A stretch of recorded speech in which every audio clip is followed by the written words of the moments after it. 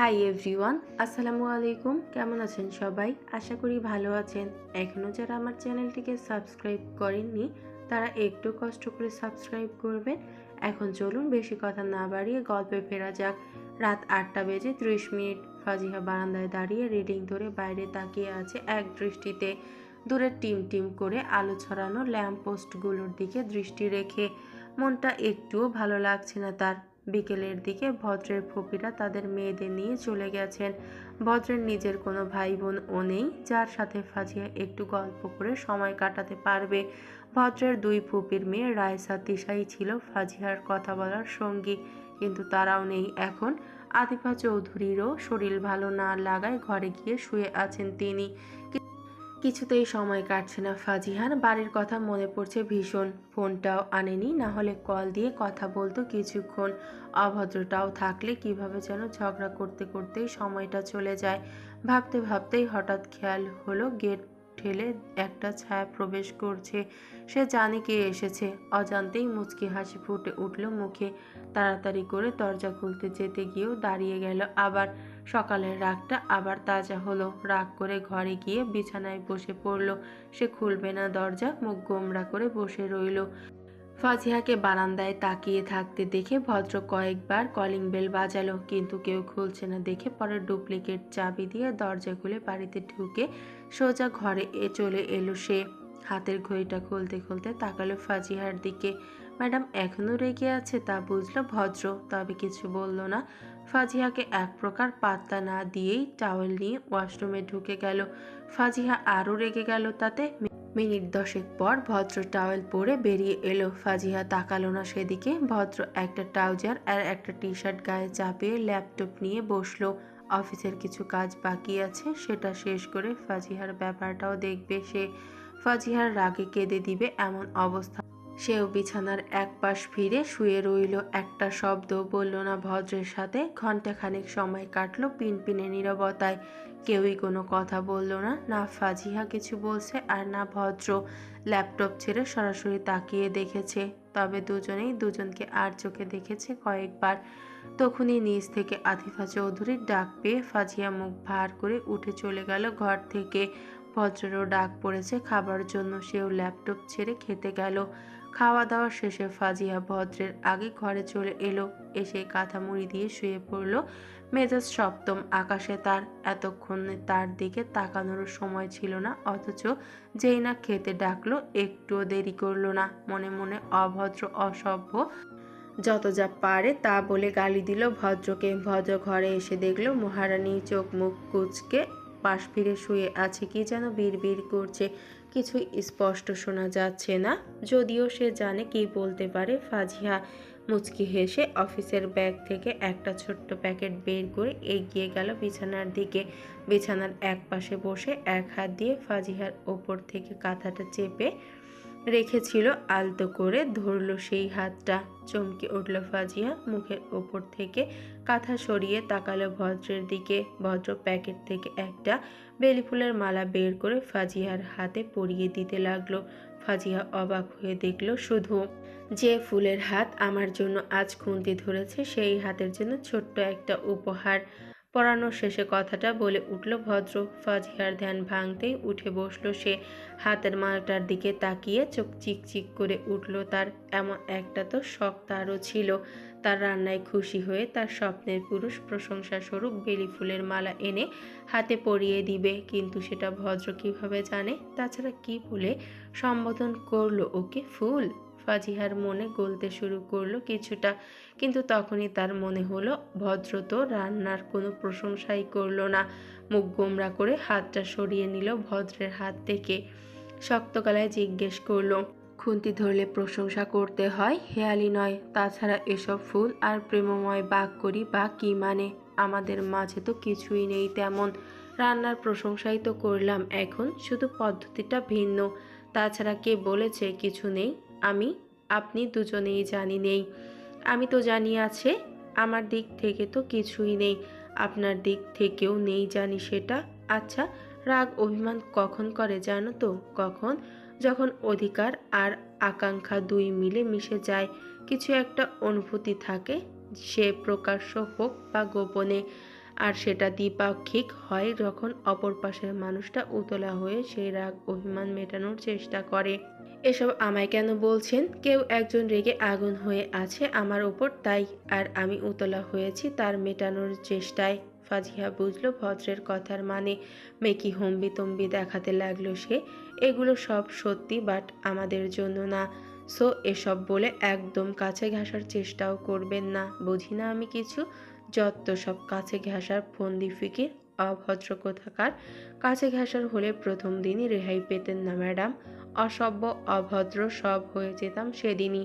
এখন কথা ঘুরিয়ে লাভ নেই। খুশি হয়েছেন কিনা স্বীকার করুন। ফাজিহা কোনো উত্তর না দিয়ে ফের শুয়ে পড়ল। হাতটা মুখের সাথে লাগিয়ে ঘ্রাণ নিল বেলি ফুলের। কেন জানি না খুশি লাগছে তার। কারণটা জানে না, আর সে জানতেও চায় না। দিন দিন দুর্বল হয়ে পড়ছে ভদ্রের দিকে। এই দুর্বলতা বিয়ের আগে থেকে অনুভব হয়েছিল তার, শুধু জেদের জন্যই পারেনি প্রকাশ করতে। ভদ্র হাসল নিঃশব্দে। ফাজিহার সব পছন্দই সে জানে, কেননা এক গোপন উৎস আছে তার কাছে। সেটাই তো ফাজিহাকে ভদ্রের কাছে এনে দিয়েছে। ফাজিহারই কোনো কিছুর হয়তো বা। ভদ্র উঠে গিয়ে ঘরের আলো নিভিয়ে বিছানায় এসে শুয়ে পড়ল। আজ আর কোনো বর্ডার দেয়া হয়নি। ভদ্র অগোছালো ভাবে পেছন থেকে জড়িয়ে ধরল ফাজিহাকে। ঈষৎ কেঁপে উঠল ফাজিহা, কাপা গলায় জিজ্ঞেস করল, কি করছেন? কি করছেনটা কি? ছাড়ুন আমায়। আপনার সাহস বেড়ে গেছে খুব। বলতে পারো তেমনটাই। তুমি দিয়েছো সাহসটা আমায়। দূরে থাকুন। অসহ্য লাগছে আমার। অসহ্য লাগলে সহ্য করে নাও। বিয়ে করেছি বউয়ের থেকে দূরে থাকার জন্য নয়। বলে আরো শক্ত করে জড়িয়ে ধরল ভদ্র। ফাজিহা কেঁপে উঠল আরেক দফা। বুক ধুকপুক করছে, দম বন্ধ হয়ে যাবে যাবে মনে হচ্ছে। রাগ দেখানোর শক্তিটুকুও পাচ্ছে না সে। কণ্ঠরোধ হয়ে আসছে তার। অভদ্রটা এইভাবে কাবু করে ফেলল। বক্ষ মাঝে ঢিপ ঢিপ আওয়াজ ক্ষীণ আওয়াজে বদলে গেল। অভদ্র কোথাকার।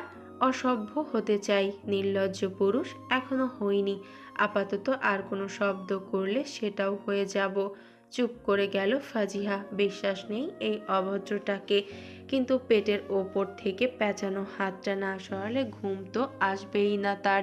কিছুক্ষণ অতিবাহিত হতে ভদ্র ঘুমিয়ে গেছে ভেবে আশ্বস্ত হয়ে আস্তে করে হাতটা সরানোর চেষ্টা করলো সে। কিন্তু ভদ্র উল্টো ফাজিহার হাত সহ জড়িয়ে নিল ওকে। অগত্যা আর কিছুই করার থাকলো না ফাজিহার। ভদ্রের হঠাৎ কি হয়েছে সে বুঝতেই পারল না। কাল রাতে ফাজিহার কথাগুলো বলার পর থেকেই ভদ্র শান্ত হয়ে গেছে কেমন। শত রকম ভাবনার মাঝে চোখ লেগে এলো তার। কখন যে ঘুমের ঘোরে ভদ্রের দিকে ফিরে গেছে সে নিজেও জানে না। ভদ্র নিজের বক্ষ পাঁজরে পরম যত্নে আগলে নিয়েছে তাকে। কেটে গেল আরো একটি রজনী। আজও সকাল সকাল উঠে গিয়েছে ফাজিহা। তাড়াতাড়ি করে ঘর ছেড়ে বেরিয়ে ভদ্র ওঠার আগেই, তা না হলে অভদ্রটা পচাবে তাকে।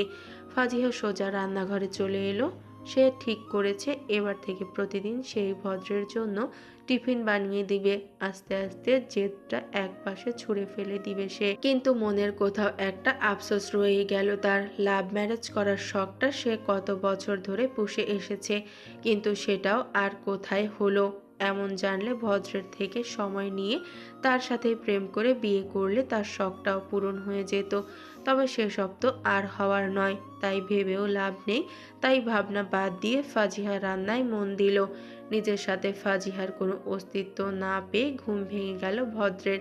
নিশ্চয়ই উঠে গেছে আগেই। ওয়াশরুমের দিকে তাকিয়ে দেখলো বাইরে থেকে লক করা। তার মানে সেখানে নেই ফাজিহা, হয়তো নিচে চলে গেছে। সে উঠে ফ্রেশ হতে চলে গেল। ফ্রেশ হয়ে এসে ঘড়ির দিকে তাকাতেই দেখলো এখনো 8টাও বাজেনি। দেরি আছে অনেক, তাই আর তৈরি হলো না অফিসের জন্য। ফাজিহাকে খুঁজতে বের হলো ঘর থেকে। রান্নাঘরে থাকতে পারে আন্দাজ করে সেদিকেই পা বাড়ালো। পেয়েও গেল সেখানেই। ঝগড়ুটে জেদি মেয়েটা কি মনোযোগ দিয়ে রান্না করছে। ছোট ছোট চুলগুলো মুখের ওপরে এসে হানা দিচ্ছে বারবার। কি ভীষণ মিষ্টি দৃশ্য। ভদ্র আরাম করে দেখতে লাগলো সেই দৃশ্য। হঠাৎ মাথায় দুষ্টু বুদ্ধি হানা দিল। ফাজিহাকে এত শান্তিতে কাজ করতে দেয়া তো যাবে না। ফ্রিজ খুলে একটা আপেল হাতে নিল সে। আপেলে কামড় বসিয়ে চিবোতে চিবোতে বলে উঠল, প্রতিদিন বেলি ফুলের মালা আর বুকে ঘুমোতে চাও, সেটা বললেই তো হয়, কি দরকার এত কষ্ট করার। হাত থেমে গেল ফাজিহার। যতই ভালো থাকতে চায় এই অভদ্র পুরুষটার সেটা হজম হয় না। ফাজিহা কটমট করে তাকিয়ে বলল, কি বলতে চাইছেন কি আপনি? সাত সকালে উঠে যার জন্য এত কিছু করছো তাই বলছি আর কি। আমি মোটেও এসবের জন্য করছি না, রান্না করতে ভালোবাসি তাই করছি। হলো না বিশ্বাস? আমার কিছুই আসে যায় না তাতে। বুঝি বুঝি, সবই বুঝি। আচ্ছা ঠিক আছে, এবার থেকে প্রতিদিন বেলি ফুলের মালা আনবো এবং রাতে জড়িয়ে ধরেও ঘুমাবো। এত কষ্ট করা লাগবে না কাল থেকে আর। বাজে বকবেন না একদম। একদিন চুপ ছিলাম বলে সব সময় চুপ থাকবো এমনটা ভাববেন না। কাছে আসলেই ছ্যাঁকা দিয়ে দিব একদম। খুন্তি দেখিয়ে কথাটা বলল ফাজিহা। ভদ্র ভয় পেয়ে যাওয়ার ভান করে হেসে উঠল জোরে। তারপর ফাজিহার কাছে গিয়ে ফিস ফিস করে বলল কিছু একটা। মুহূর্তেই ফাজিহার মুখ জুড়ে ছেয়ে গেল রক্তিম আভায়। মেকি রাগ দেখিয়ে ভদ্রকে জোর করে ঠেলে বের করে দিল রান্নাঘর থেকে। ভদ্র হাসতে হাসতে চলে গেল তৈরি হতে। পথে বাবার সাথে দেখা হতেই চুপ মেরে গেল সে। মুশফিক চৌধুরী কৌতূহল নিয়ে দেখলেন ছেলের মুখের দিকে। হাসির কারণ বুঝলেন না। ড্রয়িং রুমে আসতেই দেখলো ফাজিহা নাস্তা এনে টেবিল সাজাচ্ছে। ছেলের হাসির কারণটা পরিষ্কার হলো ওনার কাছে। মুচকি হেসে পত্রিকাটা মেরে সোফায় বসলেন। আতিফা চৌধুরী অসুস্থ হওয়ায় উঠতে মানা করে এসেছেন তিনি। এখন এক কাপ চা না হলে ভালো লাগবে না, কিন্তু ফাজিহাকে বলতে দ্বিধাবোধ করলো। বয়স বেশি না মেয়েটার, এত কাজ করে আবার চা বানাতে কিভাবে বলবেন। তবে বলতেই হলো না ওনাকে। ভাবনার মাঝেই ফাজিহা এক কাপ চা ধরল ওনার মুখের সামনে। হালকা হাসলেন তিনি। ছেলের পছন্দ খারাপ নয়। ফাজিহার মাথায় হাত বুলিয়ে বললেন, তোমায় কালকেই বারণ করলাম কোনো কাজ না করতে, অথচ দেখো আজই তোমার শাশুড়ি অসুস্থ হতে হলো। অনেক কষ্ট করতে হচ্ছে তোমাকে আম্মু। না না আব্বু, আপনি চিন্তা করবেন না, আমার কোনো কষ্ট হচ্ছে না। এখন তো এটা আমারই সংসার। মুশফিক চৌধুরী যেন সন্তুষ্ট হলেন ফাজিহার উত্তরে। আলতো হেসে বললেন, আমার ছেলের পছন্দ মাশাআল্লাহ। ফাজিহা ভ্রু কুঁচকে তাকালো। ভদ্রের পছন্দ মানে? তাকে তো মুশফিক চৌধুরী আর আতিফা চৌধুরী পছন্দ করে ভদ্রকে জোর করে বিয়ে করিয়েছেন বলে শুনেছেন সে ভদ্রের কাছে। তাহলে উনি ভদ্র পছন্দ কেন বলছেন? ভদ্র কি তাকে কোনো মিথ্যে বলল তাহলে? মাঝে কেটে গেছে আরও সপ্তাহখানেক। এই এক সপ্তাহ ভদ্রের জন্য অনেক কঠিন ছিল, কেননা 7টা দিনের মাঝে এক মুহূর্তের জন্য ফাজিহা তার সাথে কোনো এক অজ্ঞাত কারণে একটুও কথা বলেনি। সেদিন কত হাসি খুশিভাবে বিদায় জানিয়ে অফিসে গিয়েছিল ভদ্র। আসার সময় ফাজিহার জন্য বেলি ফুলের মালা এনেছিল মনে করে, অথচ ফাজিহা ছিল নির্লিপ্ত। কোনো খুশি বা দুঃখ মনোভাব ছিল না তার মাঝে। শুধু একটাই প্রশ্ন করেছিল সে, আপনি কি আমার থেকে কিছু লুকিয়েছেন ভদ্র? সেদিন প্রথমবারের মতো ফাজিহা ভদ্রের নামটা সুন্দর করে উচ্চারণ করেছিল, অথচ মোটেও ভালো লাগেনি ভদ্রের সেটা। সে মাথা নাড়িয়ে না বলেছিল কেবল। সেই থেকে ফাজিহা একটা শব্দও বলেনি ভদ্রের সাথে, সায় দেয়নি ওর কোনো দুষ্টুমিতে, ডাকেনি অভদ্র বলে। ভদ্র কত চেষ্টা করেছে ফাজিহার মান ভাঙানোর, কিন্তু কারণ না জেনে কি আদৌ মান ভাঙানো সম্ভব হয়? হয় না। রাতে জোর করে জড়িয়ে ঘুমিয়েছে, কিন্তু তাতেও ফাজিহার চোখে মুখে একরাশ বিরক্তি ছাড়া কিছুই দেখেনি সে। কোনো কাজে মন বসছে না তার। মনের মাঝে একটা সন্দেহ তৈরি হয়েছে তার, তবে এখনো নিশ্চিত না সে। কাজ না করে আনমনে কি ভেবে চলেছিস? কখন এলাম খেয়ালই নেই তোর সেদিকে। হঠাৎ শুভর গলা পেয়ে ধ্যান ভাঙল ভদ্রের। সোজা হয়ে বসলো সে। তারপর শুভকে জিজ্ঞেস করলো, কখন এলি? অনেকক্ষণ। এসে থেকেই দেখেই চলেছি চেয়ারে হেলান দিয়ে চোখ বন্ধ করে কি যেন ভেবেই চলেছিস। সারাদিন ধরেই তোর এই আনমনে ভাবটা দেখছি, কি হয়েছে বলতো? ভদ্র দীর্ঘশ্বাস ফেলে জানালো, সব কিছুই ঠিক হচ্ছে না ইয়ার। 7 দিন হতে চলল ফাজিয়া আমার সাথে কথা বলে না। কিছুই বুঝি না আমি। মানসিক প্রেসারে আছি রীতিমতো। কেন কথা বলছে না সব খুলে বল আমায়। জানি না কেন। এরপর ভদ্র একে একে সব ঘটনা খুলে বলল শুভকে। শুভ মনোযোগ দিয়ে শুনল সেসব। হঠাৎ করে তার মস্তিষ্কে কিছু হানা দিল। সে চট করে বলে উঠল, ভাবি সত্যিটা জেনে যায়নি তো আবার? তা না হলে ওই রকম প্রশ্ন কেন করবে? হয়তো তোর মুখ থেকে শুনতে চেয়েছিল সত্যিটা, তুই মিথ্যে বলায় তাই রেগে আছে হয়তো। আমিও সেটাই ভাবছিলাম, কিন্তু জানবে কিভাবে? আব্বু আম্মু গ্রামে গেছে, যেদিন গ্রামে গেছে সেদিন আম্মু একটু অসুস্থ ছিল, তাই ফাজিহার সাথে এত গল্প করারও সুযোগ পায়নি। আব্বু এসব নিয়ে বলবে বলে মনে হয় না, তাহলে ও জানবে কিভাবে বল? আচ্ছা, আমি রুবাইয়াকে বলছি একটু কথা বলে দেখতে। ওরা তো এক কলেজে আছে শুনলাম। আমার বইয়ের বিরহে কাঁদি, অথচ তুমি আমারই বইয়ের সখী নিয়ে ভালোই প্রেমে মজেছ দেখছি। শুভ লাজুক হাসলো। ভদ্র হেসে পানির গ্লাসটা এগিয়ে দিল শুভর দিকে। শুভ গ্লাসটা হাতে নিয়ে দুষ্টু হেসে বলল, তুমি বিয়ে করে বউ মানাতে পারো না, সেটা তোমার ব্যর্থতা। কলিকাতা হারবাল খাও, ঠিক হয়ে যাবে। শুভর বাচ্চা, তুই খাস কলিকাতা হারবাল, তোর সমস্যা আছে। বলেই ভদ্র পেপার ওয়েটটা শুভর দিকে ছুঁড়ে মারতেই ধরে ফেললো সেটা শুভ। হেসে বলল, আমার সমস্যা নেই, তাই তো দিব্যি আছি, প্রেম করছি। অথচ তুই তো বিবাহিত জীবনেও অসুখী। এনে দিব নাকি কলিকাতা হারবাল এক ফাইল? বাকিটা বলার সুযোগ দিল না ভদ্র। শুভর মুখ বরাবর ফাইল ছুঁড়ে মারল, তারপর চেয়ার ছেড়ে তেড়ে গেল ওর দিকে। শুভ ছুটে বেরিয়ে গেল ভদ্রের কেবিন থেকে। যেতে যেতে বলল, আচ্ছা আচ্ছা, ফোনে শেষ চেষ্টার উপায় বুঝিয়ে দিব, তাতেও না হলে কলিকাতা হারবাল তো আছেই। শুভর বাচ্চা, তোকে আমি দেখে নিব। শুভ পালিয়ে বেঁচে গেল। ভদ্র কেবিন লক করে এসে চেয়ারে বসলো। তারপর শুভর না খাওয়া পানিগুলো ঢক ঢক করে গিলে নিল। মনে মনে শুভকে শাসালো, ওকে নাকি কলকাতা হারবালের কথা বলে। এবার বউটা মেনে যাক, তখন সুখবর শুনিয়ে কান পচিয়ে ফেলবে শুভর। হ্যালো, কে বলছেন?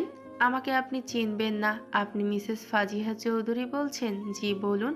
ভদ্র চৌধুরী আপনার কে হয়? আমার কাকা হয়, আবার দুঃসম্পর্কের নানাও হয়। কি দরকার ওনাকে? ফোনের অপর পাশের ব্যক্তিটা কেসে উঠল। কি সাংঘাতিক মেয়ে রে বাবা, স্বামীকে কাকা নানা বানিয়ে দিল। ব্যক্তিটি গলা পরিষ্কার করে বলে উঠল, আপনি উনার ওয়াইফ না? আমার নামের পাশে চৌধুরী লাগিয়েছেন, অথচ এটা জানেন না আমি উনার কি হই? হাস্যকর না? আচ্ছা আচ্ছা, বুঝেছি। আপনি এমন করলে আমি আপনার স্বামীর সম্পর্কে গুরুত্বপূর্ণ তথ্যটা কিভাবে দিব আপনাকে? এবার কিছুটা সিরিয়াস হলো ফাজিহা। জি, কি বলবেন বলুন। আমি আপনার স্বামীর অফিস কলিগ। আপনার স্বামী এখন অফিসের সামনে একটা রেস্টুরেন্টে আছে। এখানে গুরুত্বপূর্ণ তথ্যের কি আছে? আপনি কি আমায় এসব বলার জন্য কল দিয়েছেন? আমাকে পুরোটা তো বলতে দিবেন। জি বলুন। আপনার স্বামী একা আসেনি, অফিসের একটা মেয়ে কলিগ নিয়ে এসেছেন। দুজনে হাত ধরে বসে আছেন। কি? মেয়ের হাত ধরেছে? আমি এক্ষুনি আসছি। আরে দাঁড়ান দাঁড়ান, একটু ধৈর্য নিয়ে আমার কথাটা তো শুনুন আগে। আবার কি? আপনি এসে এখানে পৌঁছাতে পারবেন না ঠিক মতো, ওনার এখন চলে যাবেন। তাহলে কিভাবে হাতে নাতে ধরবো ওদের? ওনারা রাতে আবার আসবেন এইখানে ডিনার করতে, দুজনে বলেছিল, আমি শুনেছি। ভদ্র সাহেব তো এটাও বলেছিলেন আপনি নাকি কাছে ঘেঁষতে দেন না, তাই আজ মেয়েটাকে নিয়ে কোনো একটা হোটেলে যাবেন। কথাটা শুনে ফাজিহার মাথায় রক্ত উঠে গেল, কান্নাগুলো দলা পাকিয়ে আসলো গলায়। ভদ্র কিভাবে পারলো তার সাথে এটা করতে? ভদ্র তো নাকি তাকে ভালোবাসে, এইটাই তবে ভালোবাসা? সে কোনো রকমে কান্না আটকে ফোন কানে নিয়ে বলল, ধন্যবাদ আপনাকে, বাকিটা আমি দেখে নিব। বলেই সে কেটে দিল ফোনটা। তার এখন চিৎকার করে কাঁদতে ইচ্ছে করছে। কাকে মন দিয়ে বসলো সে? এমন একজনকে কিভাবে মন দিল সে? না, এত দুর্বল হলে চলবে না। চোখ মুছে নিল সে। আজ সব শেষ করে দিবে ভদ্রের সাথে, তারপর দূরে চলে যাবে তার থেকে। ফোনের ডায়াল লিস্ট থেকে রুবাইয়ার নাম্বারটা বের করে কল দিল ওকে। ফোনটা সে পরশু আনিয়েছিল বাড়ি থেকে, ভাগ্যিস আনিয়েছিল, না হলে তো জানতেই পারতো না। কয়েকবার রিং হতেই ওপাশ থেকে ফোন রিসিভ করলো রুবাইয়া। কিরে, একটু আগেই তো কলেজ থেকে ফিরলাম দুজনে, আবার কল দিলি যে? রাতে আমার সাথে একটু বেরোতে পারবি? হ্যাঁ, কিন্তু কেন? দরকার আছে। তখন বলবো। আচ্ছা ঠিক আছে, কিন্তু তুই আমার প্রশ্নের? রুবাইয়াকে কথা শেষ করতে না দিয়েই কলটা কেটে দিল ফাজিহা। ফোনটা বিছানায় ছুঁড়ে মেরে বারান্দার দিকে পা বাড়ালো সে। এদিকে ফোনের অপর পাশে শুভর সাথে থাকা ভদ্রের মনটাও খারাপ হয়ে গেল। ফাজিহার শেষের গলাটা শুনেই বুক মোচড় দিয়ে উঠেছে তার।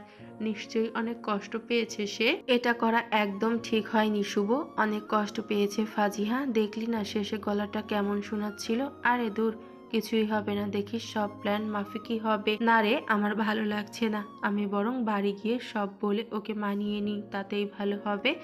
একদম নড়বি না, এত প্ল্যান করেছি কি এসবের জন্য নাকি? কবে এমন বউ পাগলা হয়ে গেলি? ভদ্র জবাব দিল না। ফাজিহা কোনোভাবে কষ্ট পাক তা সে চায় না। তার ওপর আবার ম্যাডাম যখন সবটা জানবে তখন আস্ত রাখবে না আর ভদ্রকে। সবটা ভেবে শুকনো ঢোক গিলল ভদ্র। কি হবে কে জানে।